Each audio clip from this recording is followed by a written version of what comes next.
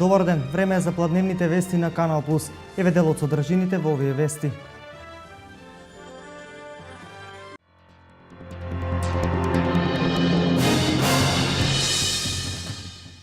Денес е светски ден на книгата и авторското право. Пригодни манифестации за овој ден на истокот.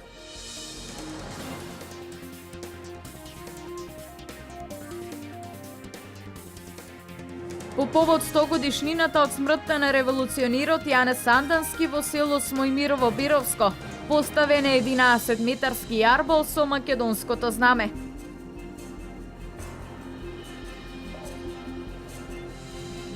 Менталното здравје од екзистенцијален и спиритуален аспект е тема на вечерашниот форум на Јога Сојузот на Македонија во Штип.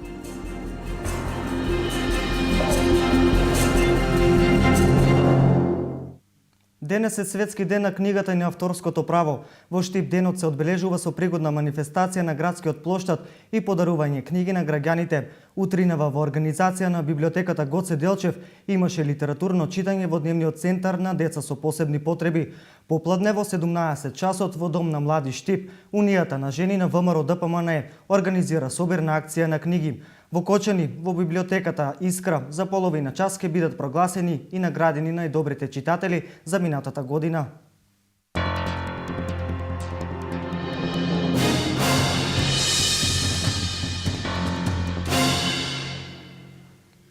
Вчера по повод 100 години од смртта на револуционерот Јане Сандански во село Смојмирово Беровско беше поставен 11-метарски јарбол со македонското знаме. Свечениот јубилеј го организира Сдруженијето на резервни офицери и општината Берово и Пехчево. Се развиори македонското знаме на 11-метарскиот јарбол во центарот на село Смојмирово Беровско по повод 100 годишнината од смртта на великанот револуционер Јане Сандански. Во организација на Организацијата на резервни офицери на Република Македонија и општините Пехчево и Берово се постави овој символ на раскрсницата на регионалниот пат кој ги разделува Пехчево, Берово и Виница, на местото каде се наоѓа и бистата на Јане Сандански.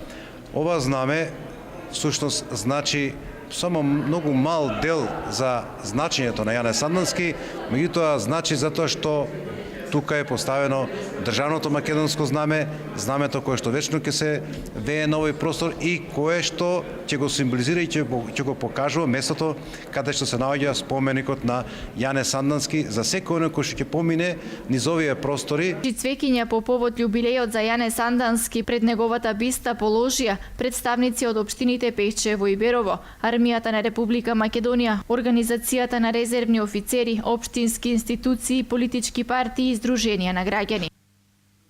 Општина Штип на својата веб страница ги објави постапките за јавни набавки во периодот од јануари до април годинава. Објавувањето на тендерите за првиот квартал е дел од заложбите на локалната самоуправа за транспарентно и отчетно работење.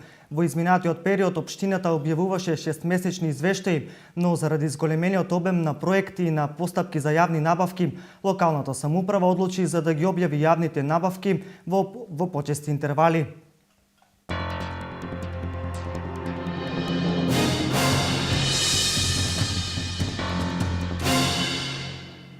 Три еднократни стипендии по 6.000 динари ки додели Советот на млади на општина Штип на талентирани матуранти во средното електромашинско училиште Колен Ехтенин.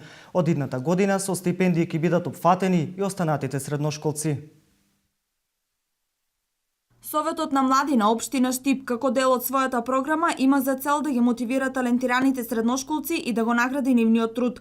Оваа година за прв пат Советот на млади заедно со општина Штип покрена иницијатива за стипендирање на талентираните средношколци кои се четврта година од средното општинско училиште Колен Ехтенин Штип да аплицираат за една од трите еднократни стипендии. Треба да ги достават документите до соодветните професори, значи на нашата официјална страна и како и до самото училиште ние доставивме известување каде што се наведени сите потребни документи кои што тие треба да ги достават, како што се свидетелства, приказ на сертификати, дипломи и други работи кои што секој кој што сака да аплицира треба да ги поднесе овие документи. Покрај тоа што ти имат постигнато одличен успех, треба да имат освоени награди на како на пример по математика, по физика и многу и други премии документи кои што се соодветни токму за тоа средно училиште. Исто така треба да приложат посета на раечни работилници, на раечни проекти, својата волонтерска работа. Токму тие карактеристики ги сметаме дека ги прават младите луѓе талентирани и дека можат да бидат оние кои што ќе бидат наградени токму за нивниот успех и за нивното вложување во изминатите 4 години. Одобрени се 3 еднократни стипендии во висина од 6000 денари. Наградените матуранти ќе бидат дел од мотивирачки ден организиран од Советот на млади. 17% од населението во Македонија е заболено од остеопороза. Најмладите пациенти се по 30 години, а подеднакво страдаат и мажите и жените. Практикувањето здрави животни навики и за ова заболување е најдобрата превентива и лек. Водете здрав живот, практикувајте секојдневна физичка активност, изложувајте се на сонце, земајте доволна количина калциум и витамин Д. Или со еден збор кажано, инвестирајте во младост за да имате здрава старост. Ова беше главната порака од вчерашното едукативно предавање за остеопорозата во организација на Здравствен дом Виница. Значи, остеопорозата е системско метаболно заболување, од кое што во Македонија можеби боледуваат над 100.000 луѓе, во главном ги погодува жените. Може да се спречи, меѓутоа факт е дека остеопорозата може да се јави многу рано. Значи може да се јави на 30 години, на 40, може на 50, 60 и 70. Здравиот начин на исхрана и здравото живење во смисла физичката активност дозирана и бавењето со спорт е нешто со што мораме да почнеме и треба да одиме пред се во школите да зборуваме за здравиот начин на исхрана, значи да инвестираме во нашата младост за да имаме здрава и цврста старост, односно здрави и цврсти коски во старост. Најзагрозени се над 50 години возраст и мажите и жените, посебно мажите, оние кои што припаѓаат во категории на оние кои што имаат интензивни физички напори, како што се балетаните, да речеме, ние во Скопје имаме и таа структура, значи они доста боледуваат и волколку мажот направи остеопороза или скршеница, вообичаено таа остеопороза е многу појако изразена него кај жените. Паралелно со предавањето се спроведува и бесплатни прегледи со конкретни совети за присутните пациенти. Денес попладне во 19 часот во салата на општина Штип ќе се одржи отворен дебатен форум во организација на Јога Сојузот на Македонија и Јога Друштвото од Штип. Форумот е на тема менталното здравје од екзистенцијален и спиритуелен аспект, на кој ќе говорат доктор Јокан Ѓоргиевски, психијатар, професор Благоја Ѓоргиевски и јога учителот Павлос Хасанагас. Модератор на форумот е Томе Биновски.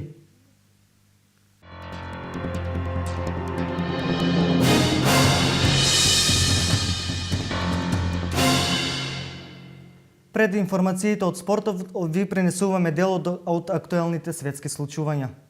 Лидерите во Европската Унија денес ќе разгледуваат мерки за борба со шверцерите на луѓе во Либија, по смртта на стотици имигранти во Средоземното море. Неопходни се системски напори за да се идентификуваат, запленат и уништат бродовите пред да бидат користени за трговија со луѓе. Повеќе од 26.000 луѓе се заболеле од ебола од почетокот на епидемијата, од кои 10.823 починале. Минатата недела регистрирани се 33 нови случаи, од кои 21 во Гвинеа и 12 во Сиера Леоне.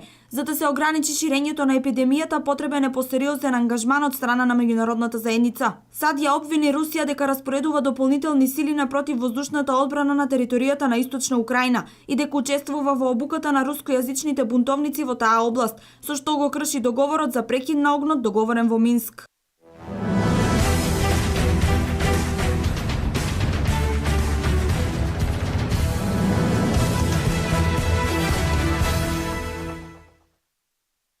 Третолигашите од Истокот го одиграа вонредното 17-то коло во кое екипата на Брегалница Голако Делчево со 2:0 славеше над тимот на Слога 1934. Стрелец на погодоците за Брегалница беше Дарко Пешовски, кој на 2 пати прецизно стрелаше во противничкиот гол. А конечно победа забележа и тимот на Осогово, кој што по подолго време осети сласта на победата со головите на Арсов и Стојков. Кочанскиот третолигаш ја забележа првата пролетна победа во третата фудбалска лига Исток. Кочанчани во рамки на 17-тото коло славеа над тимот на Напредок Здраве Радово со 2:1. Во останатите надпревари Штипски баби загубија на домашен терен од САС од Македонска Каменица со 3:0. Работник беше посла под Плачковица и загуби дома со 1:2. Тиверија и Брегалница се среќаваат денес, додека надпреварот помеѓу Овчеполи 14 октомври не се одигра бидејќи гостите не допатуваа во Свети Николе.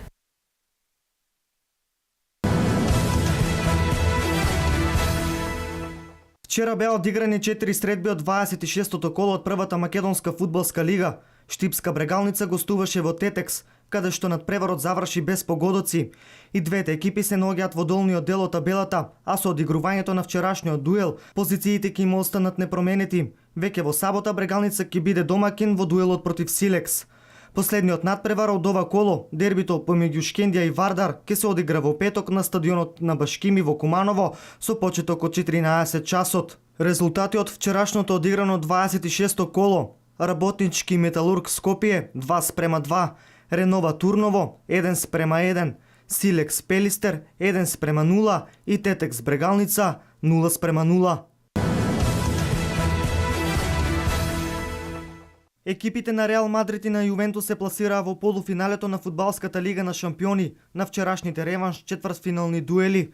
Само еден гол во 88-та минута од Хернандес на средбата помеѓу Реал Мадрид и Атлетико Мадрид го однесе својот клуб во полуфинале. Последните 20 минути Реал ги одигра со фудбалер повеќе, поради вториот жолт картон за играчот на Атлетико Арда Туран. На првиот дуел, кога Атлетико беше домакин, резултатот беше 0:0. Без голови заврши дуелот во Монте Карло помеѓу Монако и Јувентус, па победата на италијанскиот шампион на првата средба со 1:0 се покажа како доволна за влез во големата четворка. Реал и Јувентус во следната фаза им се приклучија на Бајер Минхен и Барселона, кои во вторникот се изборија за полуфинале во Лигата на шампионите.